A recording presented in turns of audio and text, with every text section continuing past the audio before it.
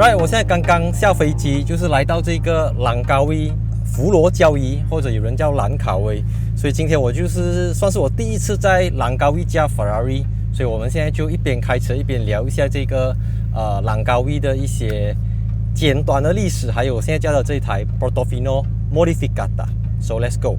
每一次我介绍 Ferrari video 的时候，我都有提到所谓的before tax and duty 的价钱，就是可以在兰高威享有这个价钱。So， 兰高威来说呢，它是在1987年被宣布成为这个 duty free status 啦，所以也过了很多年这样子。然后呢，如果你在兰高威买车的话，就是所谓这种免税车啦，你可以一年你可以离开兰高威大概90天的时间 ，right？ OK， 现在 I love 兰高威 ，OK， 现在离开 airport。Salah. Blind spot, left hand drive susah.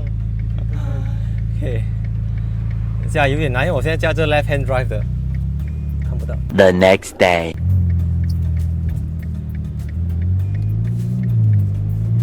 Sport mode 啊 ，OK。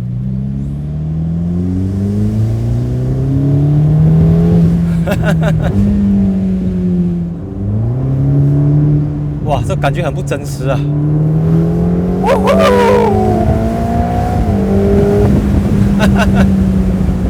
Holy! Oh my god! 因为 Portofino Modificata 它 remove 掉它后面的2个 silencer 了，所以它的 exhaust，I mean 新的 exhaust line， 哇，那个声音 ，Oh my god！ 比那个 Portofino facelift 之前的 Portofino 好听很多，那个声音是很 ，Wow my god， 那个 V8 的声音。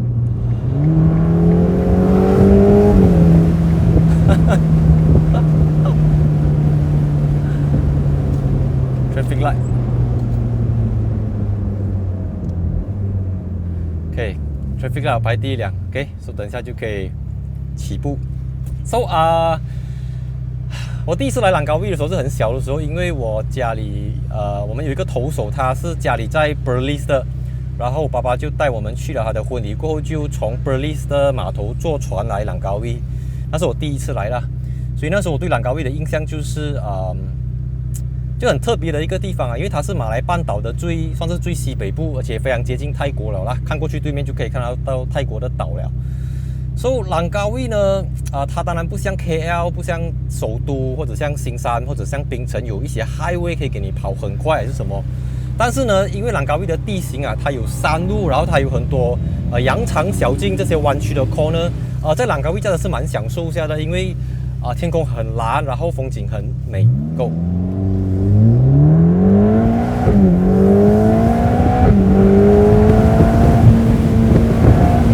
Oh my god!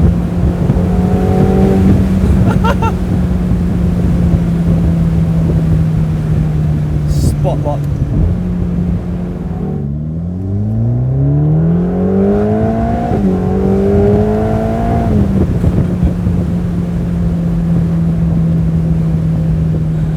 Oh my god.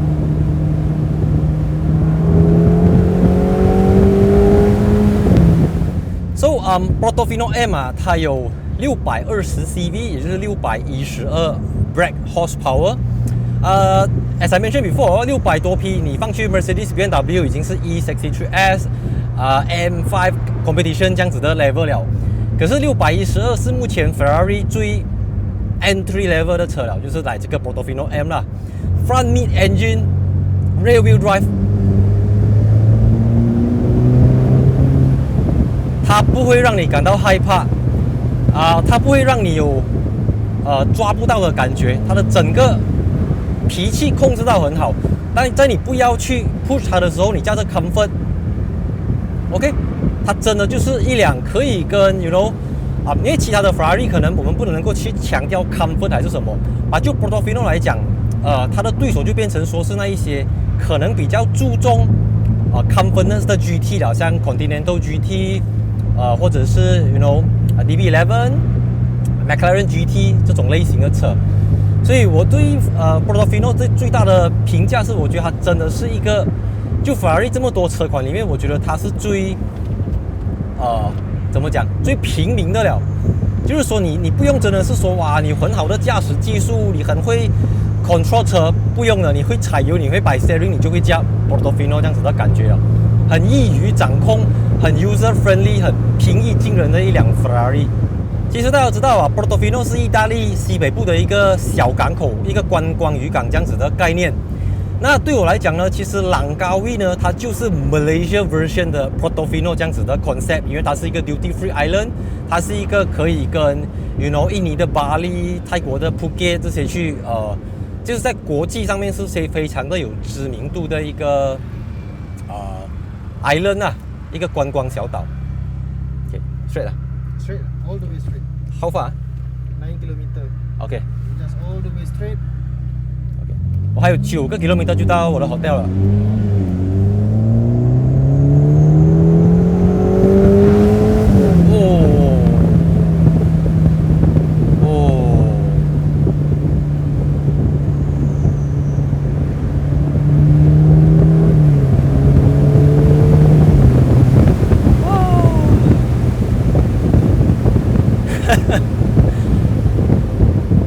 现在窗外是34 degree 啊，34度的高温，可是因为风很大啊，这就是很典型马来西亚的气候啦，就是虽然很热，可是很多风，然后很 humid， 然后很潮湿。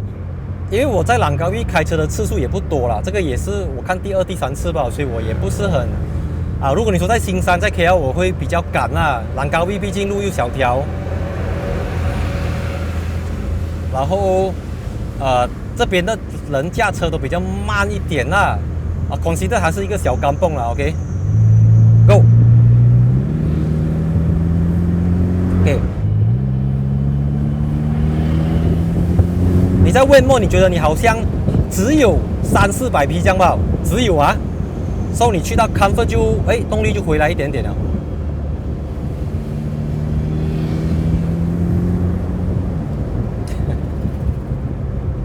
你知道在一条你不是很熟悉的路，在一个你不是很熟悉的地方，然后你又要驾左驾版本，其实有一定的挑战呢。因为有时候你会你下意识你会预留很多位在你的右边 ，in a nutshell 它就是很难agak啦。喂 ，OK go， 加油。The next morning.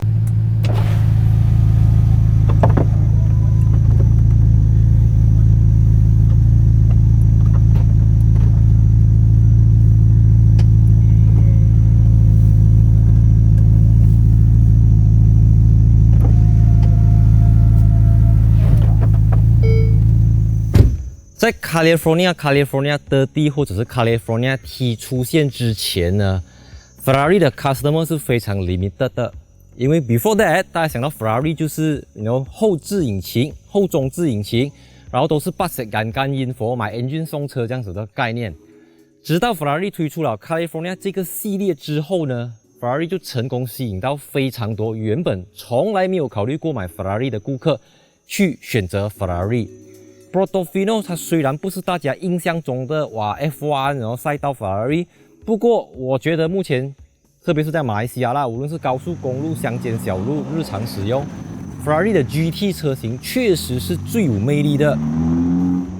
我上一回在意大利本丁加亚介绍的那个 Portofino M， 它采用的配色叫 Grigio Alloy， 而现在在我身旁的这一台 Portofino M， 它采用的就是叫 Grigio Ferro。它是 Ferrari 的 historical color， 所以它一个颜色里面带有几种颜色。顶着我膝盖的这张椅子呢，它叫 Quilted Style Seat， 颜色是 Blue Sterling 13079这个 color code 啦。然后这个椅子啊，它用的这个皮革啊，还有它的功能方面啊，因为它是 electric seat， 然后有 neck warmer， 然后它还有 ventilation seat， 就是 cooling seat。因为在Portofino 的时候是没有这么齐全的这种椅子，那现在这个就比较适合 daily use， 比较适合日常使用。那我自己个人觉得呢，因为在 aircon 那边蓝色代表冷，红色代表热，所以你开这一台车子，它的皮革是蓝色的话，也让到你在视觉上会感觉到比较凉，无论是 mentality 还是 physically。imagine 你在大热天开这一辆亮红色的皮革，你真的会觉得很热的。所以出来 ，OK。门槛条这边你还可以跟 Ferrari 去要求说你要换成 Carbon Fiber 的。门边这边有这个非常大块的 JBL Professional 音响系统。这个一般上啦，我看到的 Ferrari 10辆有11辆都是加入了 JBL 音响系统。如果你有看那个构造图的话，你就会知道 JBL 这个是跟 Ferrari 去一起研究说在车子打造的时候就已经 fit 在车子了的，所以已经是研究怎样让车主能够有更好的音响体验。不过我相信法拉利的车主最好的音响来源就是它的 cylinder。Because the steering is not on the right side, on the wrong side, so I have to 从这个地方来讲这台车子。然后我个人觉得呢，这一个搭配，这一个 Portofino 是如果你给我 configurator， 我会去选择这样子的东西，也是我觉得最舒服、最美的。首先，这个 Carbon Fiber Steering Wheel 就不用讲了咯，还有 Carbon Fiber 的这个Pedal Shifter， 然后这个新款的 Wet Mode 啊、Comfort Mode 啊、Sport Mode 啊等等都是非常的 classic。最特别的就是它的这个转速表了，因为它的 Rev Counter 呢是银色的，而且你看下去它给你一种 Aluminium 的感觉。因为一般上 Ferrari 的这个 Rev Counter 不是黑色就是黄色，不然就红色。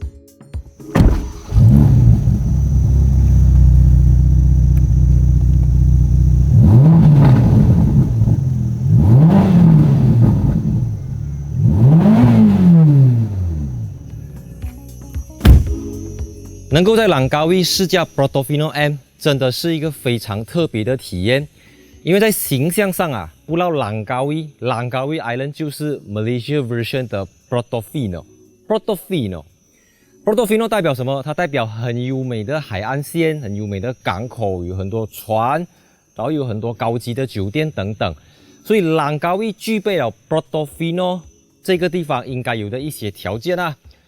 当然最重要的是朗高威是一个 Duty Free Island， 包括 Vehicle， 所以在朗高威购买 Portofino M 的话，它只要从998千起。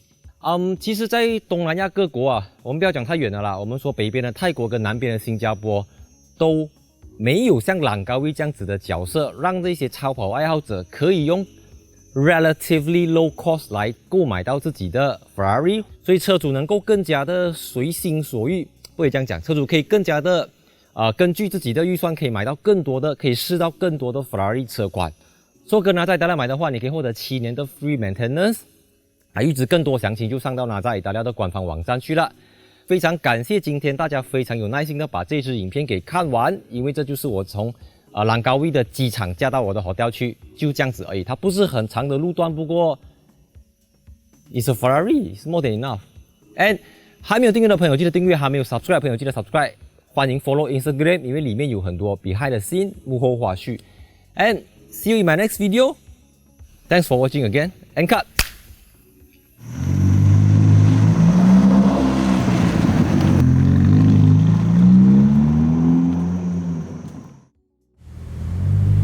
So 讲一讲朗高威的一些有趣的故事啊。1953年的时候，马来西亚的第4任首相敦马哈迪从马来亚大学医学系毕业，然后1955年他就被派上来一个不毛之地布劳朗高威行医，所以那个时候啊，他印象中的朗高威是一个不毛之地，鸟不生蛋，鸟不拉屎，乌龟不下蛋的地方。So until 到他1981年左右成为首相之后，他就大力的发展朗高威这个地方，在朗高威建了挂 jetty， 建了朗高威 International Airport， 然后把朗高威放到，就是 put 朗高威 in the map 啦，就是让全世界各地的人都知道有朗高威这个地方。所以像我之前在澳洲遇到朋友，他们都跟我讲，他知道马来西亚是朗高威，然后我遇到中国的朋友朗卡威，我遇到很多拐佬都会跟我讲朗高威马来西亚。所以朗高威在马来西亚来讲，它是有一个相当特殊的地位，甚至它在国外的知名度远远比它在马来西亚国内的知名度还要来的响亮。因为尤其是我不知道，尤其是马来西亚华人，一般上我们有钱都会比较倾向于去泰国、去普吉、去国沙妹、巴达雅 whatever 这些地方。所以一般上我们很少会把这个我们的旅游地图就是把朗高威放在里面。但是因为现在因为这个疫情的关系啊，朗高威是马来西亚第一个率先开放给国内游客就是接种了2剂疫苗，超过14天之后就可以飞到来兰高威。所以在这个情况下，很多人就重新发现了兰高威的美好，重新的认识下兰高威。因为你不能出国嘛，所以就算外国月亮比较圆，你也摸不到。可能这个比较四方、比较三角形，你摸得到，所以它就是比圆还要圆啊。其实我也不懂我在讲什么啦，总之就是，趁我到 hotel 之前就尽量的去分享一下驾着这个 Portofino N 的一些感想。我上一次搭飞机是2019年11月，从 KL 飞去 Bangkok， 从 Bangkok 飞去 Rome， 再从 Rome 飞回 Bangkok， 再从 Bangkok 飞回 KL。然后2019年11月的时候，我老婆还大着肚子，我的大儿子还没有出世，所以 after 2019年11月过后，我就再也没有搭过飞机了。until 现在2021年10月头，然后我上一次搭飞机的时候，老婆还在大肚子。我现在搭飞机就是出差工作，都是 Ferrari 的 trip 啊。意大利是 Ferrari Roma 的 trip， 这个是 Portofino M， 还有等一下介绍有那辆车子的 trip。So 那个感触良多啊，因为我上一次坐飞机的时候，我算是2个人罢了。现在第2次坐飞机，近几年里面第2次坐飞机已经有2个儿子在家里跟老婆了。所以其实以前你还没有孩子的时候，你出差都会 extend 的嘛。就是可能我去英国、我去日本、我去意大利的时候，都会 extend 到10多天我才回家。现在就不同了，我明天做完工就飞回去 KL 了。所以有了家庭、有了孩子过后的那个心境就不同了。你出门如果是工作的话，就做完工就回家咯。OK。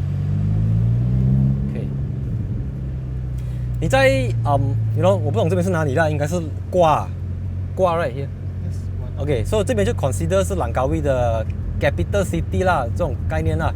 所以这边算是人口比较密集、比较繁荣的一个地方了啦。可以有车好啦，也不用讲什么话了。Ferrari，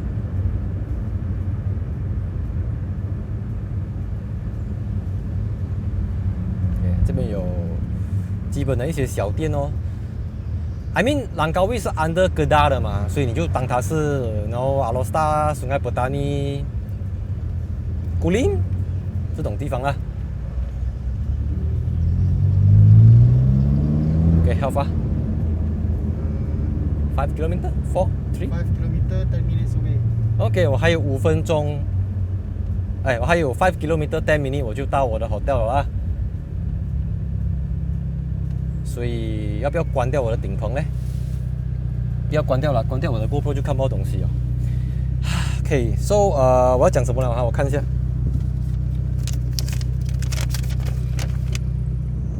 其实我不管我驾什么车，我都会打错signal边的啦。我驾signal在左边的，我会打右边；在signal右边呢，我会打左边的signal。But 只有 Ferrari 我不会打错signal。Why? Because Ferrari 的signal是左边就是在左边，右边就是在右边，它是分开的，不是那种一个拨杆式的。哎呦，要停就停了。